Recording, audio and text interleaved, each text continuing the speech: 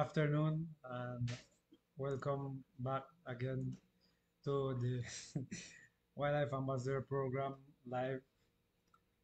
We have been away for 2 months now, I think, and we haven't been not doing anything, but we have been um, conducting the workshops with police officers from across Belize and preparing for the Wildlife Ambassador Program National Conference, which happened last ending of last month.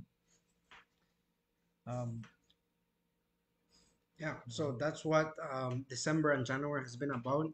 Um, Pretty exciting stuff. We had a very good turnout for the conference. And while we know not everyone was able to be there, so we thought we would share a couple of the presentations and a couple of things that we saw at the national conference. So we'll be sharing with you that today, and along with some other news that we have going on at the clinic and for the program. All right. so starting off with announcements, we have the um, Belize Chickable Challenge Marathon that is set for the 1st to 2nd of April, and registration is open. It will be open until the week before the race, and you can register by going to the link on our Facebook page and finding the form to register, or you can email the clinic at bzwildlifeclinic at gmail.com, sorry, or calling or using WhatsApp to 615-5175. Um, Either way, they will direct you to the forum on that you can find on our Facebook page. That's right. Sign up now. It's a very good experience for all those runners. And even you don't want to run, you can do like a half marathon walking. But it's really a good experience to be able to run or walk through the Chicobol Forest, right? It's a one once in a lifetime experience, right? So um, yeah, make sure you sign up if you're interested. Uh, and you can sign up for next year as well if you want, or the year after that, and the Yeah, year and after make it that. four times in a lifetime experience. No problem. And remember, this race is a um, fundraiser for wildlife conservation, specifically the scarlet macaque populations that we have here in Belize and Chicaboo.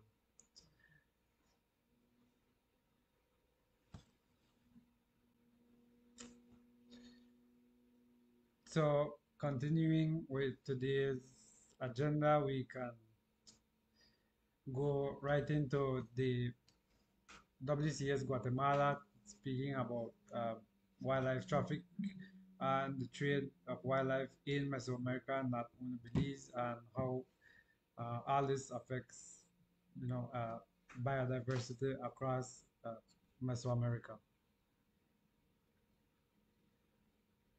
Presentation on illegal wildlife traffic in a regional perspective, right? So we'll play that now. Good afternoon. Thank you for inviting me to give this presentation. My name is Kurt Duche. I'm a veterinarian. I'm a wildlife veterinarian. I'm based in Guatemala City, and I'm the counter wildlife trafficking officer for the Wildlife Conservation Society in Mesoamerica. And I oversee projects to counter wildlife trafficking and to support the government of Mesoamerica to counter wildlife trafficking from southern Mexico, Guatemala, Belize, Honduras, El Salvador, Nicaragua, and Costa Rica. We're starting some projects in Costa Rica. I'm very glad to brief America what we have evidence of and what we have been seeing for the past 3 or 4 years. Maybe you're aware of this information, but it's always good to share information with colleagues. So where the question of everybody is where the wildlife comes from. The wildlife that's being sold in Mesoamerica, that's being illegally trafficked in Mesoamerica, comes from the forest, mostly comes from the forest. And we have 5 forests left in Mesoamerica. The Selva Maya in Mexico, Belize, and Guatemala. This is the largest forest north of the Amazon in the world.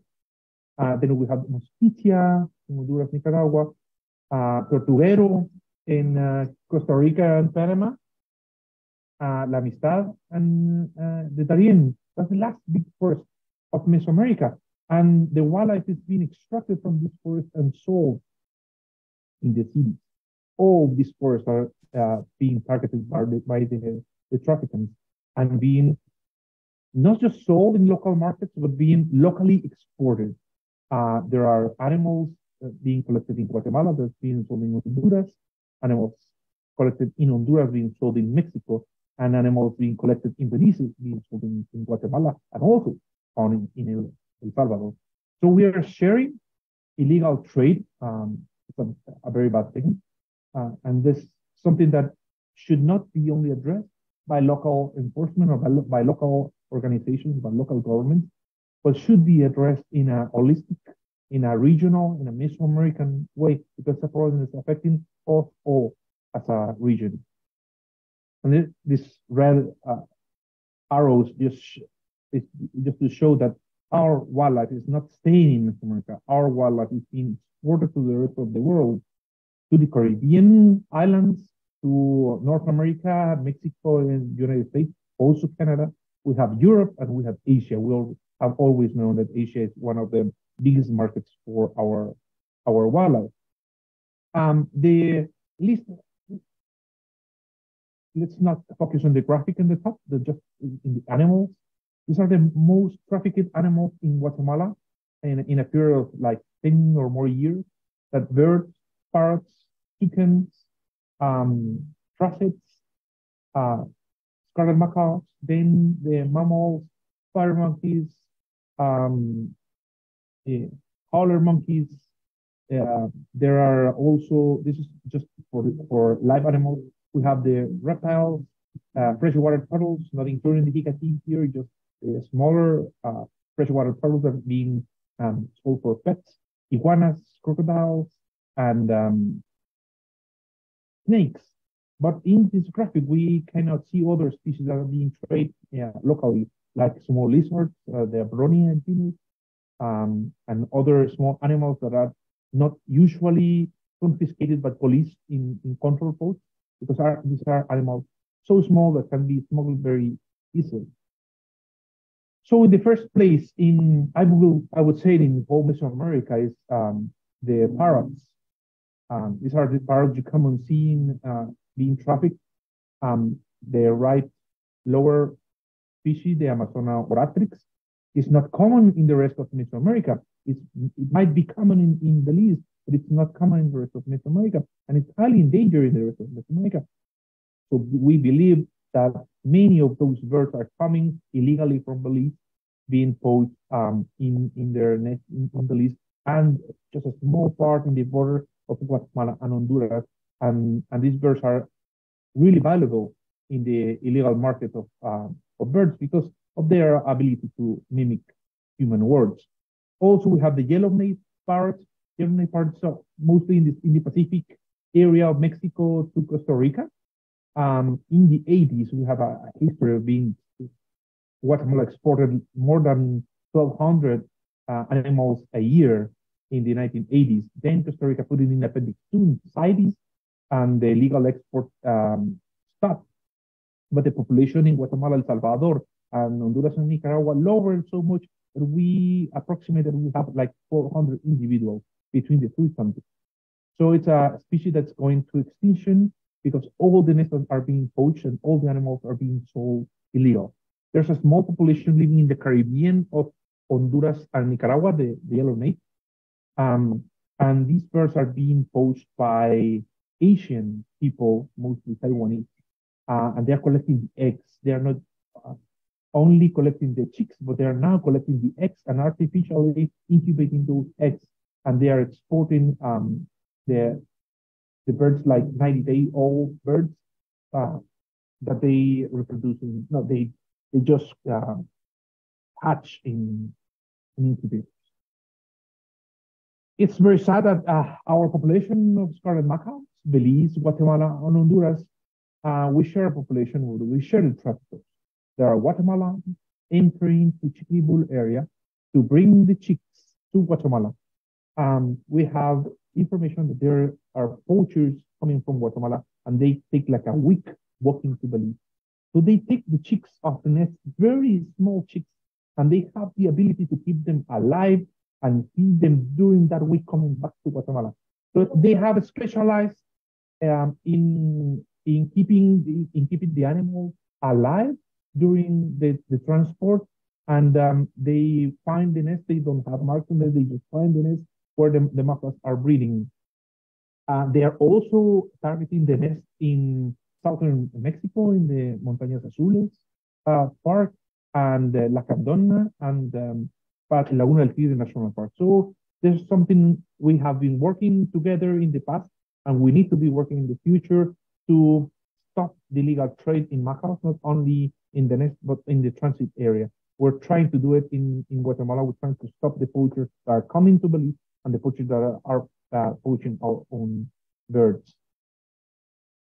There's some information that we got from recent years. There are birds being brought from the Caribbean of Mesoamerica. We know for sure Honduras, the Bay Islands of Honduras are exporting birds to Jamaica, and they are exchanging quincunx and illegal birds in Jamaica for money and other things that they're bringing from Jamaica.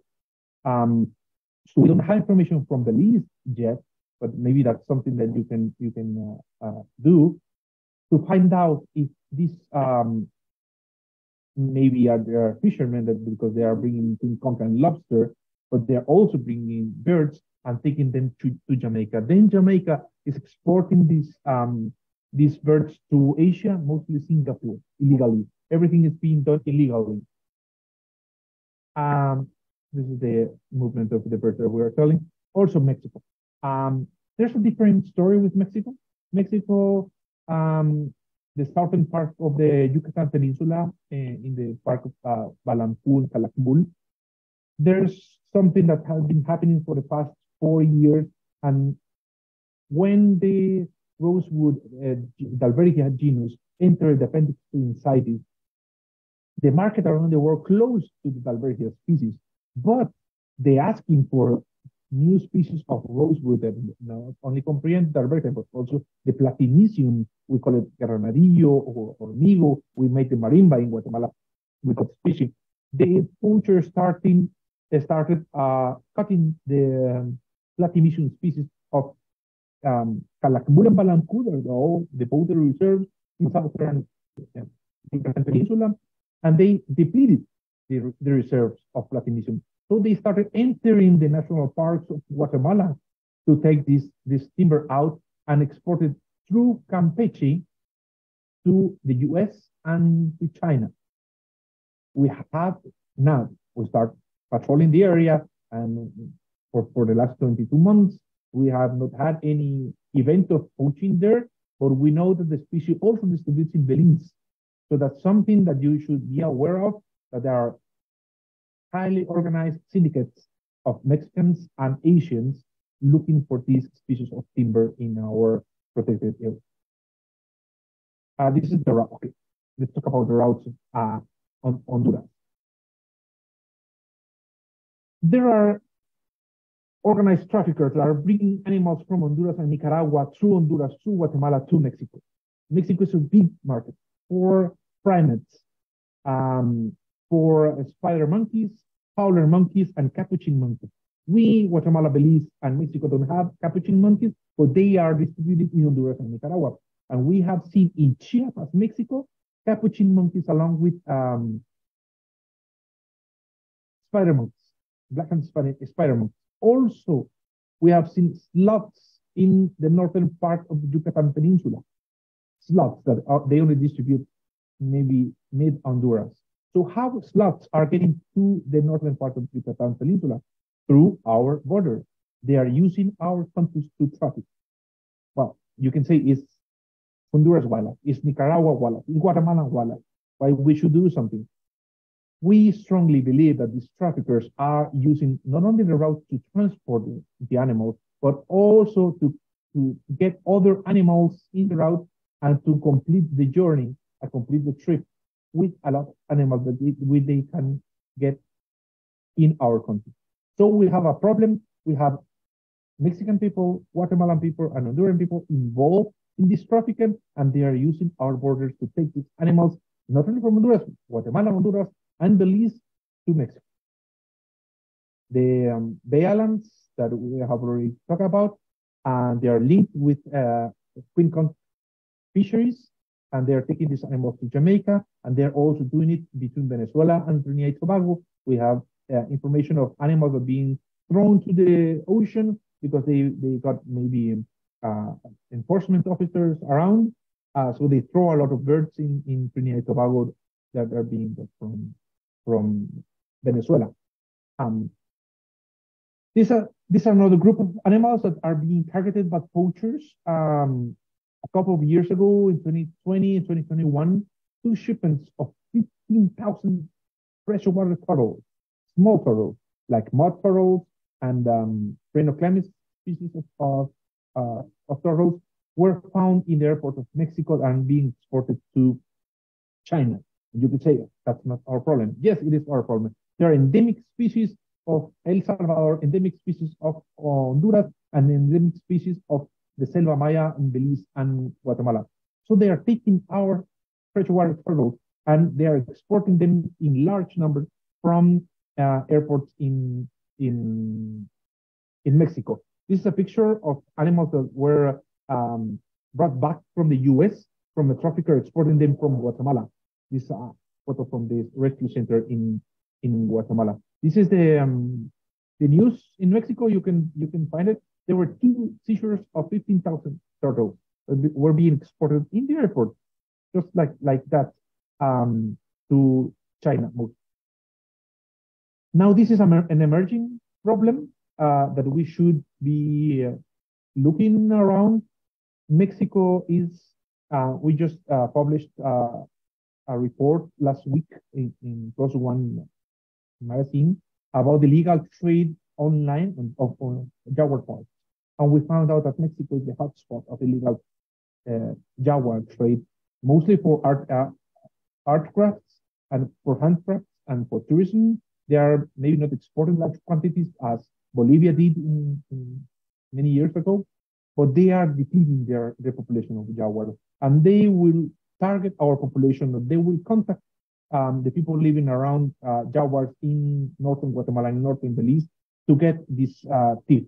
They want to export it, they want to use it in Mexico, so we have to be aware. Maybe it's not Guatemalans or Belizeans that are going to be involved in the trafficking of these jaguar parts, but there are going to be Mexicans coming from these jaguars. And this is going to happen. I don't know if it's going to happen this year or maybe the next year, but it's already happening in Mexico. And they are exporting, they're commercializing in Mexico large amounts of jaguar parts. And they're killing a lot of jaguars just for this industry.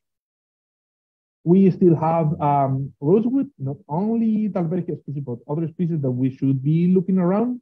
And just to end with the trafficking route, I want to show you that this map from C4ADS shows Mesoamerica as one of the origin of endangered species for wildlife trafficking.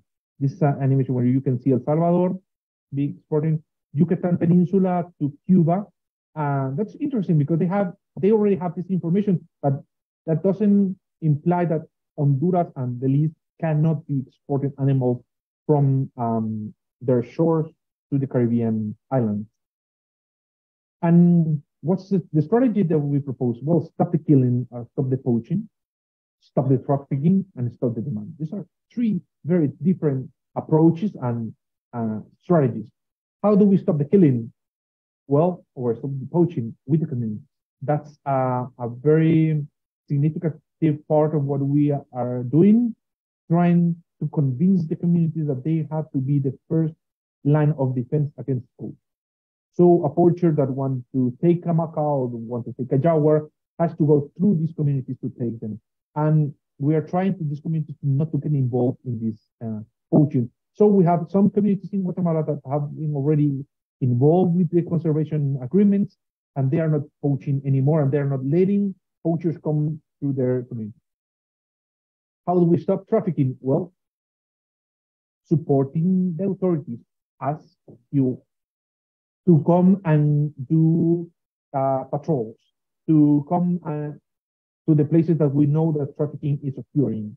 So the presence of police, the presence of the forest department, or the presence of CITES authorities in the areas where the poaching is occurring deters the poachers to be there. The poachers don't want to be caught. They don't want to be, they have a process open. So that's a way to stop the trafficking. And how we stop the demand? Well, in the past, we did these beautiful bumper stickers and posters that we placed everywhere. And for many years, we have been doing this, but we now know that to stop the demand, we have to do a behavior change project. We have to change the behavior of the poachers. We have to change the behavior of the buyer. Our own people is the one that are buying the animals. And maybe they don't really know what the harm they are doing. And sometimes the poachers don't even know the harm that they are doing. And sometimes they are just fulfilling the basic necessities. So we have to be aware of this and plan and design a campaign or a project to stop the demand and to change the behavior of the people that are being involved in wildlife.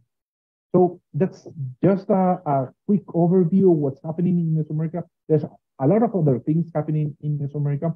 I hope to visit you soon in Belize, and maybe we can talk with more time about other things that are happening and we have to deal. Thank you very much.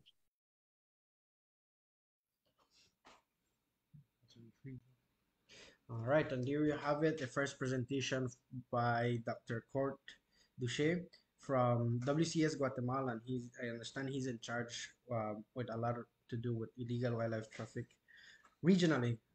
So he gave us a really good insight as to illegal wildlife traffic and the scenario it looks like in Mesoamerica. And well, it kind of shocked us to see that, well, even though we might not have a lot of numbers for our species, Belizean species here, we see a lot of the species that can possibly be going out from here in Belize. So illegal wildlife traffic was something that we saw predominantly in at the conference. We had Arcas from Guatemala as well, who gave us their insight on that and the situation between the Belizean Guatemalan border. So very interesting stuff that we saw at the conference. We also do have this on YouTube, so you can go ahead and look at all the videos there and get an idea of the different presentations we had for that day. So that was on illegal wildlife traffic. Yes, and talking about YouTube and our videos that we have here, the Wildlife Ambassador Program is still open for registering and undertaking the program. Like we have mentioned, we have most of the topics as an online version through Google Forms. So registering for the program through the registration form. After that, then you will get an email that will direct you to registering for the Google Classroom as well. Yes. Now that we have gone through the first video, we can go into Wildtrax and their primate rehabilitation program. And here they are. Hi, I'm going to be presenting on primate rehabilitation release in Belize and how it's been used for very successful endangered species reintroduction. My name's Paul Walker. My wife and I have been living in Belize for 35 years, and we established Wildtrax as a non-profit conservation organization back in 1990. In December 2010, we established the National Primate Rehabilitation Center, working in partnership with the Forest Department of the Government of Belize. Using primate rehabilitation as a tool to reduce the illegal trade in primates here in Belize and as a tool for rewilding. Belize has two species of primates, the endangered Yucatan black howler monkey and the Central American spider monkey. Primate rehabilitation has been seen primarily traditionally as an animal welfare issue, taking in sick, injured, orphaned animals, bringing them back to good health and trying to give them a new start in life. Very much a welfare output. But it can have much broader, more far-reaching long-term gains, conservation gains. Using animals that have been temporarily lost to the wild population, in Belize, we've been able to deliver very positive conservation outcomes, reinforcing the national and regional population, increasing species presence across its former range, and increasing the species resilience to disease, natural disasters, and climate change, together reducing the risk of national and global extinctions. How have we done this? By using wildlife rehabilitation as a strategy integrated into the wider toolkit of species conservation actions across the country, working within the legislation and policy system of Belize, alongside enforcement activities, public awareness activities, and of course, habitat protection. It required very strong partnerships with the National Wildlife Authority, in this case, the Belize Forest Department, and to be supported by the national legislation. It's required a good contextual awareness of the status of the species, the national distribution, the requirements of the species in terms of habitat, scale and scope of habitat, condition of habitat, the threats and sources of threats to the monkeys, their climate change resilience. We're working within changing ecosystems. A broad understanding of the species ecology and behavior is essential, I think, for successful rehabilitation and release. It required a robust participatory conservation planning process to plan the route ahead, to engage with all players, all actors in the system, and also to facilitate capacity building at all levels. We've developed a planned, structured process to guide the rehabilitation from rescue through to post-release. Most of the monkeys entering the rehabilitation centre come in from the illegal wildlife trade, either confiscated by the Forest Department or surrendered directly by the owners. But we also take in rescued monkeys, monkeys that have been stranded by forest clearance and forest fragmentation, which is an increasing issue here in Belize, for translocation.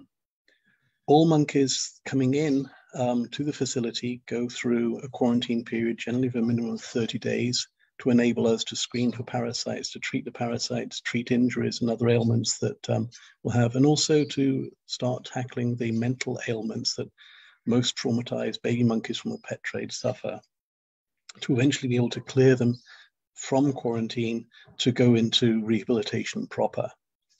One of the early stages of rehabilitation is social integration. For monkeys coming in from the illegal wildlife trade, they've generally been kept as a surrogate dog on a chain in the backyard, or as a surrogate rabbit in a hutch in the backyard.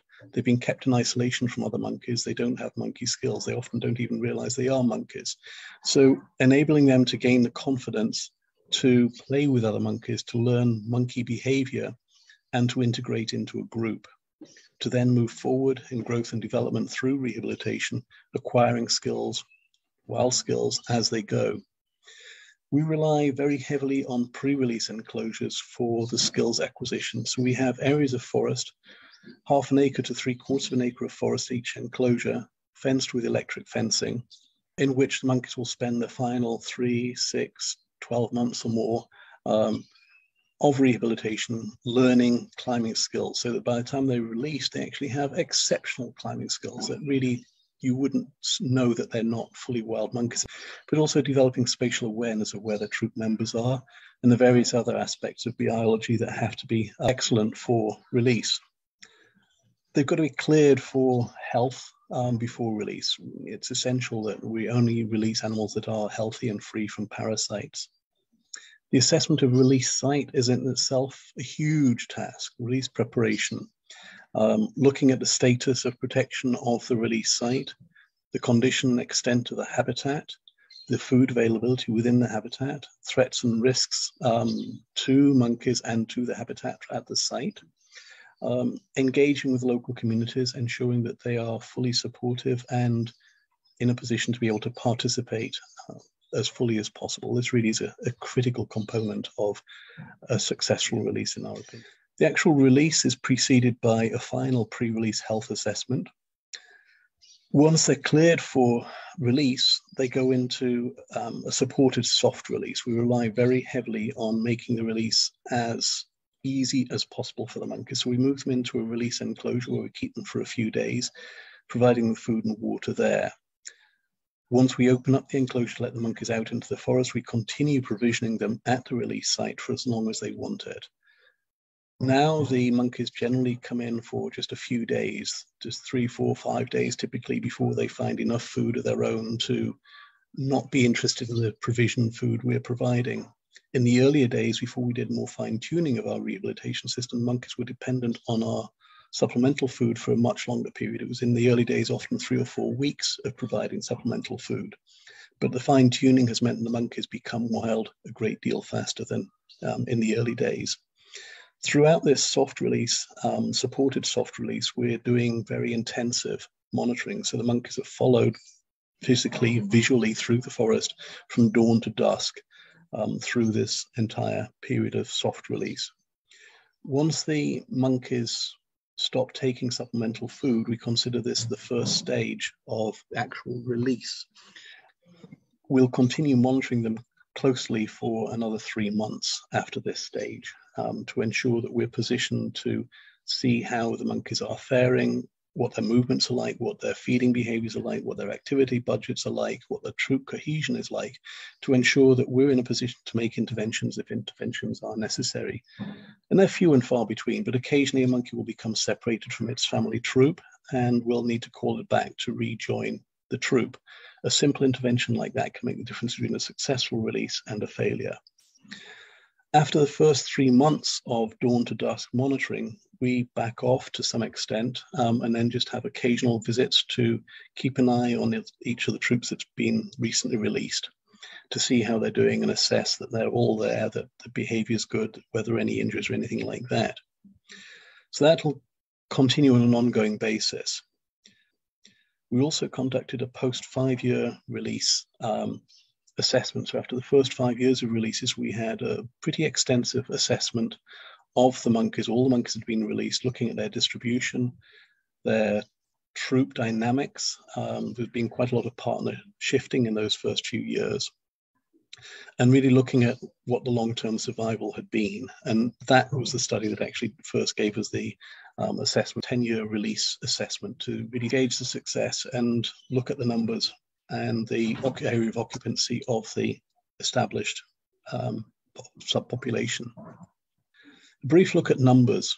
So over the 11 years we've been in operation, 12 years actually almost now, we've received a total of 137 howler monkeys and 27 spider monkeys. So far more howler monkeys than spider monkeys. This is a reflection of the fact that spider monkeys are more threatened still in Belize than the howlers. They've been pushed back to much more remote places and have little contact with human communities.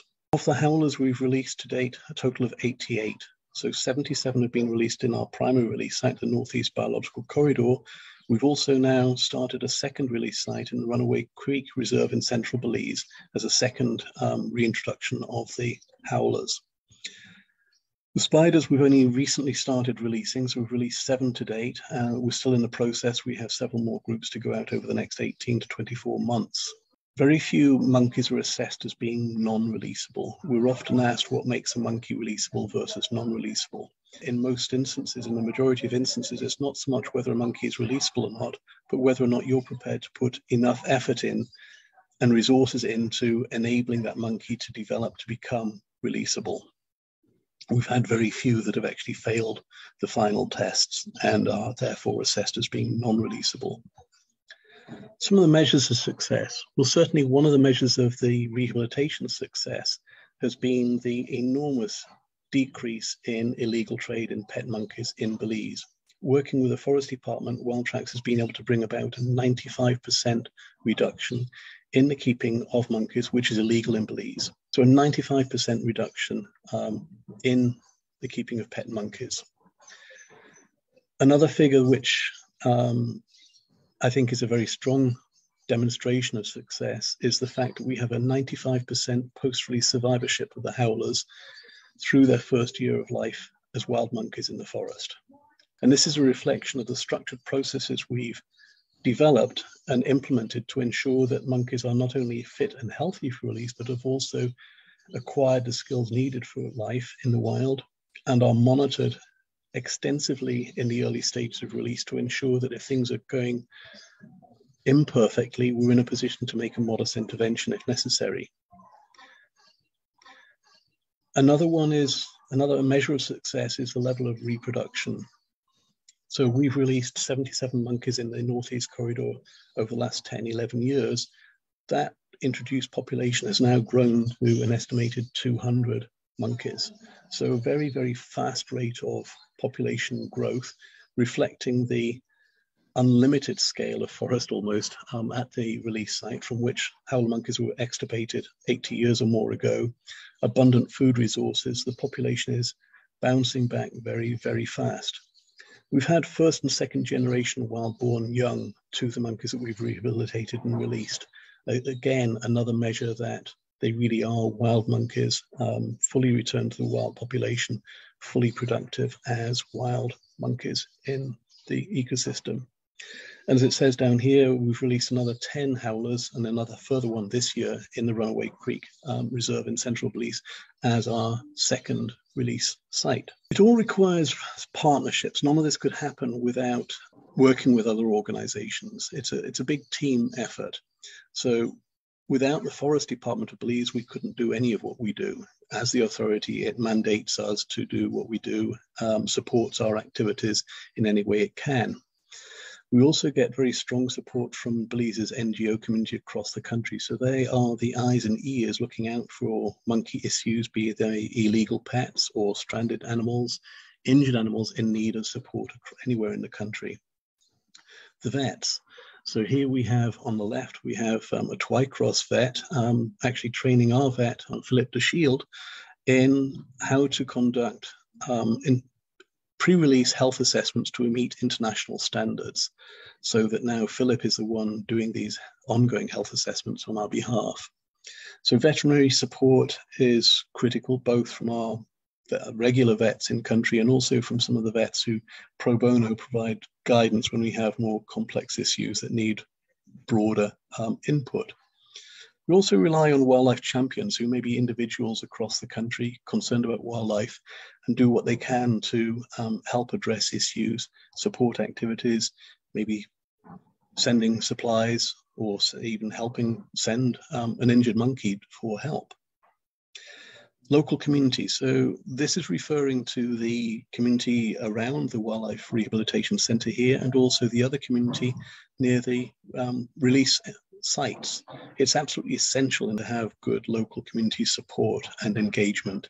And this is coming through again and again in many conservation projects, is the realization that community support is of paramount importance, really very central need. So as I say, it's a team effort. It's not just Wildtracks working alone. It's Wildtracks working in close partnership with the Forest Department of Belize, with great support from Twycross Zoo, from Houston Zoo, Burger Zoo in the Netherlands. So zoos play a pretty important part in what we're actually doing here. Animal Medical Center, the veterinary practice in Belize City that is our primary go-to for veterinary support. The Belize Conservation NGO community and the Belize Zoo, again, more eyes and ears across the country, providing whatever support they can whenever we need it. The Protect Area managers at the release sites, again, essential to have their support, cooperation, goodwill, and participation. We also rely heavily on donors and benefactors. The program is run on a tight shoestring. We're very, very cost effective, but it still requires funds. So a huge thank you to the donors and benefactors who make this possible. And of course, last but by no means least, the Wildtracks staff, volunteer team, and researchers who do the activities day by day, who make all this work. So a huge thank you to everyone concerned.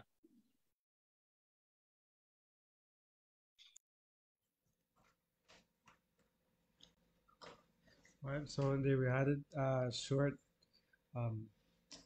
introduction, I guess, on wildlife rehabilitation, specifically primates here in Belize from the Wildtracks team. Of course, all the primates that we get here at the clinic also most of the time go up to Wild Trucks, especially if they are orphans, since they have the facilities to rehabilitate them and integrate them into a troop that they can later hopefully be released with, right? So again, we are inviting you to join the Wildlife Ambassador Program. Um, you can find the link on our Facebook page, Instagram, on our website. You can email us at bzwildlifeambassador@gmail.com or email the clinic at bzwildlifeclinic@gmail.com in order for you to get a link to the registration form, and then from then you will get the link to the Google Classroom, from then which you can um, do, yes, do the entire, well, almost the entire program online. That's right. The dynamic of it is we're trying to get most of our community members to do that a larger online part of it. Then we usually invite you for a shorter face-to-face workshop so that you can just finish off that certification, get your toolkits and t-shirt and certificate, and you become an ambassador. But of course, if there's any organizations or anyone who wants to have a special group, we can always meet with you and see how we can organize a full 2 days. We also do it that way for police and other enforcement entities and NGO community. We do full 2 days, and then you get your certification after that. Right. So reach out to us. We're ready to assist in any way. Yes. And again, as we mentioned earlier in the live stream, we have the Belize Chickable Challenge Marathon coming up in April 1st and 2nd. Mm, like with the Wildlife Ambassador Program registration form, you can also find this registration form on our Facebook page. I believe we do daily, if not every other day, posts with the link to the registration form, or you can call or WhatsApp or message 615-5175, which is the clinic number, not the hotline number, and or email bzwildlifeclinic@gmail.com in order for you to get a link to that registration form. That's right. All right, and our last video and presentation for the day, we have another one of our partners. We have the Crocodile Research Coalition in Placencia. So they gave us a live presentation that day for the conference. Very interesting work that they do as well. So let's go with the CRC presentation. Research Coalition, and the representative today is actually Ms. Jane Champion, who will be presenting for you all this afternoon.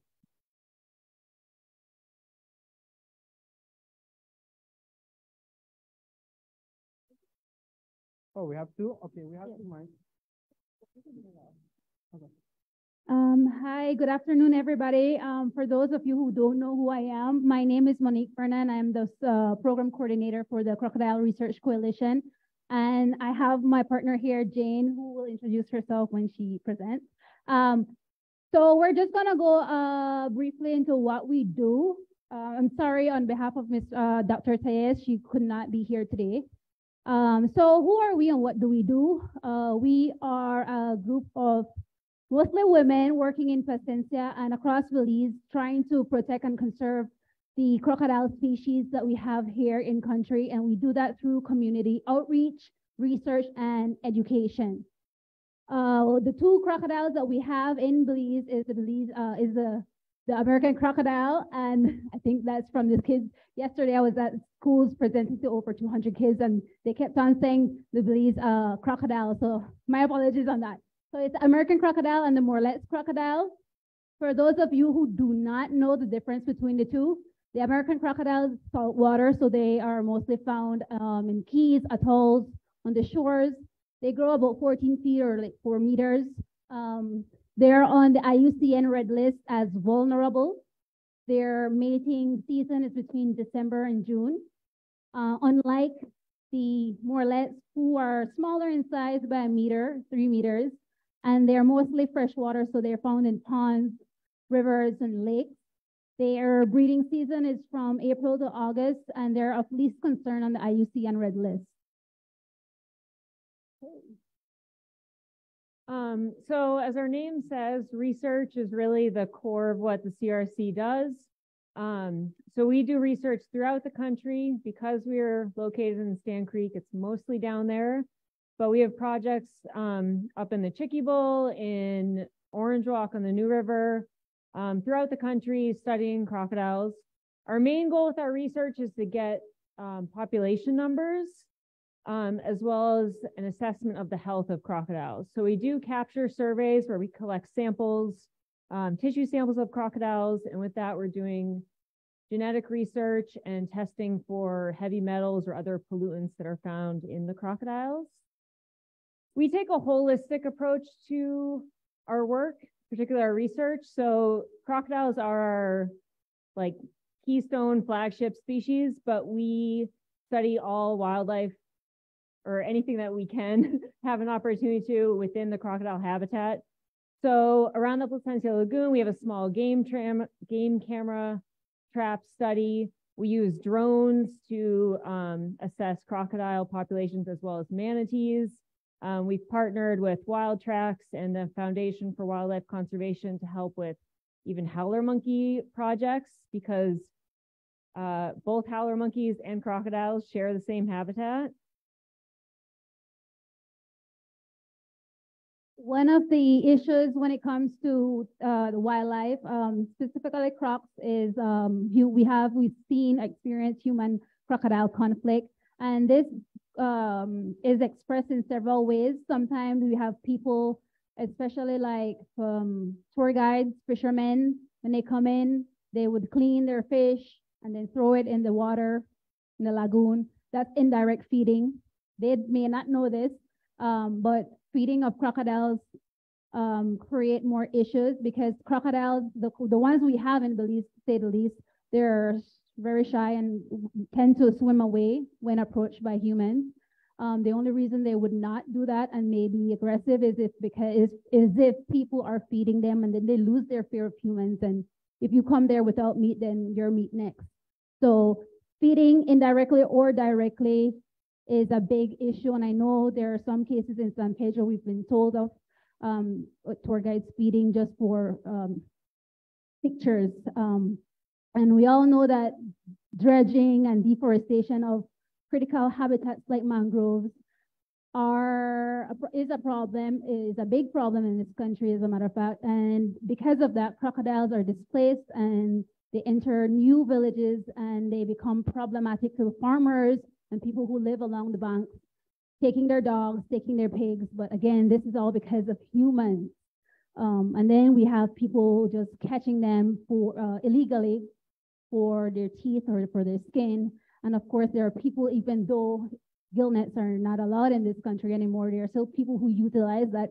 And we have recently had a case in Placencia where we found a croc that more than likely drowned because of a gill net.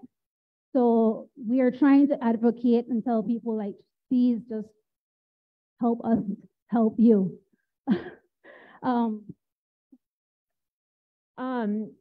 We do rescue and rehab of crocodiles. So these are most often animals that are displaced, found in locations where it's not safe for them or humans to be. Not every crocodile that's spotted needs to be removed. So we do a lot of sort of consulting with people to talk about how to coexist with crocodiles. Everyone wants to see a toucan or a tapir in their yard, but they don't want to see a crocodile. So they're a feared species. So our goal is not to have to remove every single crocodile that people see, but there are situations where obviously it is not safe. Can you go back? No. So we do remove and relocate crocodiles when that situation is presented. Because we are the only rescue and rehab center in southern Belize, we deal with other species as well. Just because of our location and our connection with this community here. So we end up dealing with birds and coatis, and we are essentially just getting them to Dr. Isabel's clinic or Belize Bird Rescue or Wild Tracks, wherever they need to go. We do have a few crocodiles that are unable to be released into the wild. This one on your right is completely blind, so he can no longer hunt. But again, our goal is to study crocodiles in the wild, release them back into the wild, and educate people about coexistence with them. So besides research, one of the biggest thing we try to do is education and outreach, because without the general public knowing information, we will still have the same problems that exist today. So what we have been trying to do is outreach every week. And like I said, we were just here at some schools presenting to over 200 students. And last year we've almost reached like 5,000 people altogether, virtually and in person. So education and outreach is big for us, trying to let people understand that while crocodile is scary, they look scary, we need to learn how to coexist with them, because we don't, like Jane mentioned, we don't necessarily always have to relocate them. And so we go into schools of all ages. You have preschoolers, primary school, high schoolers, kids with disabilities, elders. We try to present to everybody so people understand. And there's a lot of people living in, we have a lot of people coming in the country. And so some people might not know this information. So we even present to staff and resorts and guests, people like that, who maybe these resorts are located along the beachfront or the lagoon side. And so they may see a croc. And so we try to educate as much as possible. With that, does anybody have any questions? Yes.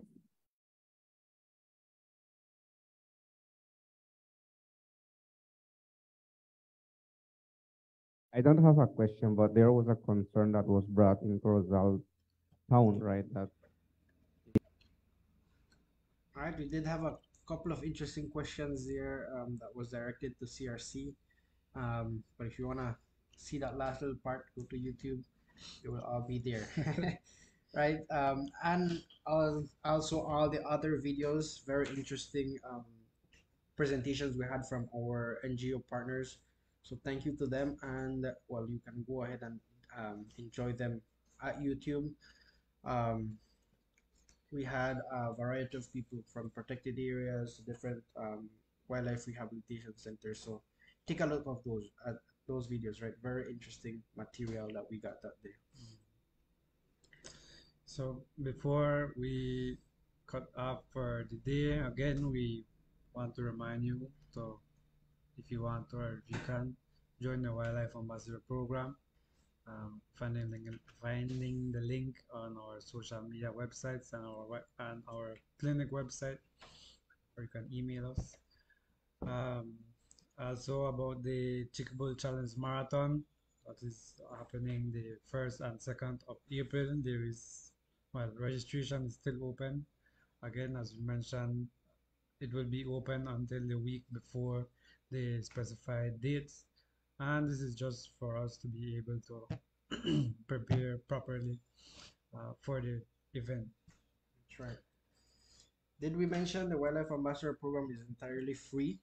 Anything that has to do with that training is free. So please do take advantage of that while it's still available, right? So sign up, do the first part online, or contact us. We'll be more than excited to have you as a part of our Wildlife Ambassador Program training. Yes. Oh, and this Saturday, calling out to all the community members, we have a face-to-face session, right? So for those who did the online part already, this is the part two. But what we're also doing is that we're inviting you, if you started the online section and haven't finished, still join us this Saturday. We'll be starting at 9 here at the clinic at mile 60, George Price Highway. So we'll have that session, that face-to-face session, for some of you to finish up that certification, receive your certificates, toolkits, and t-shirts, and be called officially an ambassador. Right, so calling out to everyone, let us know that you're coming. We will have free lunch. We should span to around 2:33, the latest, and you'll have snacks as well. Yes. You can email us or WhatsApp us to this number behind me, 615, 51, 59, that would be fine. That's right. So that's all for today, and see you next month, hopefully. That's right. See you next one. Thank you for viewing.